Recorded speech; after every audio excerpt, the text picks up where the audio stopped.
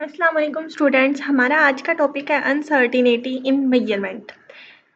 आज हम स्टार्ट करने जा रहे हैं, लेकिन उससे पहले आप ये जो है ना कुछ वर्ड्स देख लें, अगर आपने जो है ना नोट करें, क्योंकि इस टॉपिक में ना कुछ बहुत सारे डिफ़िकल्ट वर्ड्स हैं, तो ये उनके मीनिंग्स और वजाहत लिखी हुई है। आप इनको जो है ना इसका स्क्रीनशॉट ले लें। देन अब हम स्टार्ट करते हैं अपना यहाँ से रीडिंग स्टार्ट करते हैं। There is no such things as perfect measurement. हम किसी भी चीज़ की परफेक्ट मेजरमेंट नहीं ले सकते। थिंग्स चीज़ wherever a physical quantity, जैसे कि फिजिकल क्वांटिटी इज मेजर्ड, किसी भी फिजिकल क्वांटिटी एक्सपेक्ट काउंटिंग, जिसमें काउंटिंग नहीं होती। देर इज एक्सपेक्ट काउंटिंग मतलब काउंटिंग नहीं होती। इसका मतलब ये है कि अगर आपने किसी चीज़ को गिनना है, फॉर एग्जांपल आपके पास 5 बॉल्स पड़े हैं, तो आप गिन सकते हैं इजीली, उसमें मिस्टेक नहीं आ सकती। इसके अलावा वो फिजिकल क्वांटिटीज में वो चीज़ें जो आप जो है ना किसी इंस्ट्रूमेंट्स के ज़रिए लेते हैं। देर इज़ इनवेटिबली सम अनसरेट सॉरी इन आप इस वर्ड को और से देख लीजिए, गौर से सुन लीजिए। इनिवेटिबली सम अनसर्टिनेटली। आपने उस स्क्रीनशॉट में देखा होगा कि अनसर्टिनिटी का मतलब होता है कि गैर यकीनी, जिसका हमें पक्का ना पता हो। हमारे पास जो वैल्यूज़ होती हैं ना, हमें उसका पक्का नहीं पता होता। अबाउट इट डिटरमाइंडेड, और ये पक्की नहीं होती। Vary due to some instruments, और इन कुछ इंस्ट्रूमेंट्स में this uncertainty may be due to use of a number reason. और इसमें जो है ना नंबर्स की रीज़न आ सकती है, कोई भी प्रॉब्लम आ सकती है। One reason is the type of instrument being used. इसमें से एक रीज़न्स ये हो सकती है कि उस जो इंस्ट्रूमेंट की टाइप है ना वो सही नहीं है, मतलब आप जो यूज़ कर रहे हैं, मतलब जिस चीज़ को, अगर आपने किसी चीज़ को मापा है लेकिन आप गलत इंस्ट्रूमेंट से माप रहे हैं, वो गलत टाइप के इंस्ट्रूमेंट से नाप रहे हैं, तो ये भी एक एरर की वजह हो सकती है। We know that every measuring instrument is calibrated to a certain smallest division. हम जानते हैं कि जो है ना हर जो इंस्ट्रूमेंट है उसमें एक स्मॉलेस्ट डिवीजन, एक हद होती है किसी चीज़ को जो है ना काउंट करने की। जिस तरह आप एक मीटर रूलर होता है, उसमें जो है ना आपके पास जो हद होती है वो 1 मिलीमीटर तक होती है। उसके बाद एक वर्नियर स्केल होता है, उसमें एक जो मिलीमीटर है उसका 10th पार्ट होता है। जबकि एक माइक्रो स्क्रू गेज होता है, माइक्रोमीटर स्क्रू गेज, उसका 100 पार्ट, 1 मिलीमीटर का 100 पार्ट मेजर कर सकता है। हम जानते हैं कि चीज़ को जो है ना डिवाइड करने की, बल्कि सॉरी मापने की, हर इंस्ट्रूमेंट्स के पास एक हद होती है। This fact put a limit, और लिमिट होती है to the degree of accuracy, जिसकी वजह से जो है ना हम किसी चीज़ को सही माप सकते हैं। Which can be achieve by measuring with it. लेकिन बहुत सारी जो बहुत छोटी चीज़ें हैं, अभी हम ये देखें, आगे पढ़ेंगे। Suppose we want to measure the length of straight line. जैसे एक हम स्ट्रेट लाइन मेजर करते हैं with the help of metre ruler. एक मीटर रूलर के ज़रिए एक स्ट्रेट लाइन हम मेजर करते हैं, सेलिब्रेटेड इन मिलीमीटर। जो है ना हम उसका मिलीमीटर में चेक कर रहे होते हैं। Let the end of point of the line between 10.3 और 10.4 के, और वो जो है ना लाइन 10.3 और 10.4 के दरमियान में होती है। आप इसमें पिक्चर में देख सकते हैं, ये देखें 1, 2 एंड 3। ये लाइन तो थोड़ी सी आगे, मान लें ये लाइन इसकी जो है ना बिल्कुल इसके दरमियान में हो।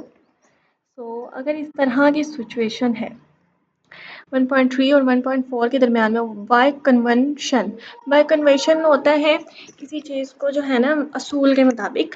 If the end bye convention होता है असूल के मुताबिक, if the end of line does not touch, और अगर लाइन का जो एंड है ना वो टच नहीं कर रहा क्रॉस द मिड पॉइंट, अगर वो उसका जो है ना लाइन का एंड मिड पॉइंट को टच नहीं कर रहा, ऑफ द स्मॉलेस्ट डिवीजन, उस स्मॉलेस्ट डिवीजन में अगर वो एंड पॉइंट को नहीं टच कर रहा, the reading is confined in to previous division. अगर आपका जो है ना इसका एंड पॉइंट मिलीमीटर के बिल्कुल बीच वाले हिस्से को टच नहीं कर रहा है या उससे पीछे है, तो आपका जो है ना उससे फॉर एग्जांपल 1.3 ही काउंट किया जाएगा।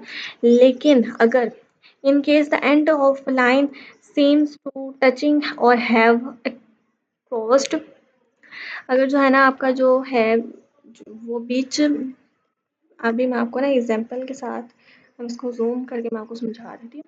अभी ये देखें आप, ये थोड़ा-सा ना एंड जो इसका मिड पॉइंट होगा इसको थोड़ा-सा आगे जा रहा है। तो इस तरह आप इसको गिनेंगे 10.1, 10.3, 10.4 मिलीमीटर गिनेंगे।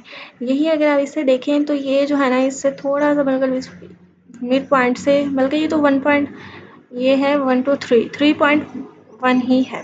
ओके। अगर इसको फॉर एग्जांपल ये थोड़ा-सा इसके आगे भी चला जाता तो भी ये 3.1 ही रहता अगर ये मिड पॉइंट से पीछे है। ये एक रूल है। Okay. In case the end of line seems to be touching, अगर वो टच कर रहा है और have crossed the mid point और मिड पॉइंट को क्रॉस कर गया है, the reading is extend to the next vision, तो उसको नेक्स्ट विजन यानी 10.4 गिना जाएगा।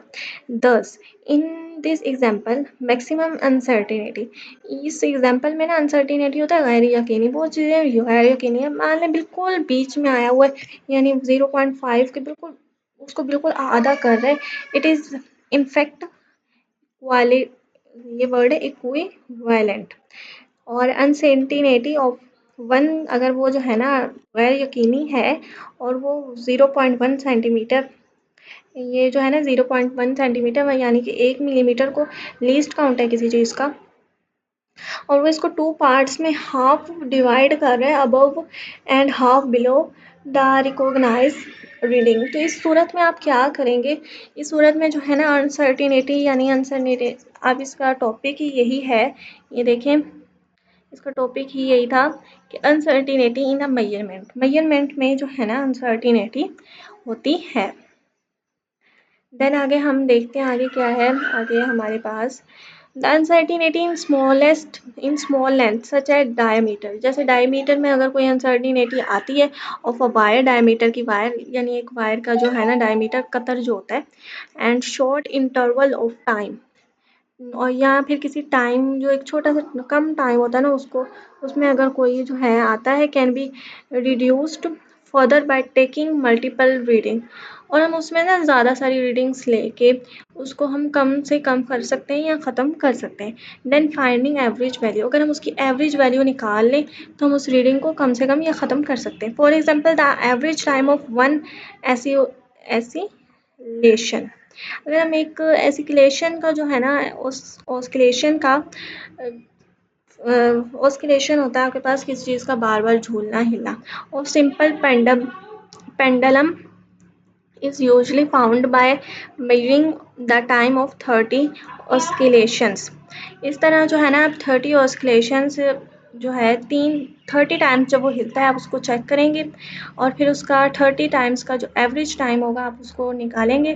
द अनसर्टिनिटी और accuracy in the value of measured quantity can be, the uncertainty और एक्यूरेसी इस तरह जो है ना जो गैर यकीनी है, accuracy the value of measured quantity, जो कि मेजर्ड क्वांटिटी है ना can be indicated conventionally by using significant figures, और सिग्निफिकेंट फिगर्स का भी यूज़ करते हुए आप इसे जो है ना कर सकते हैं। अल्लाह हाफिज़। हमारा ये टॉपिक आज का ख़त्म हुआ। अब हमारा अगला टॉपिक होगा सिग्निफिकेंट फिगर्स के बारे में। लाजमी क्लास अटेंड कीजिएगा बिकॉज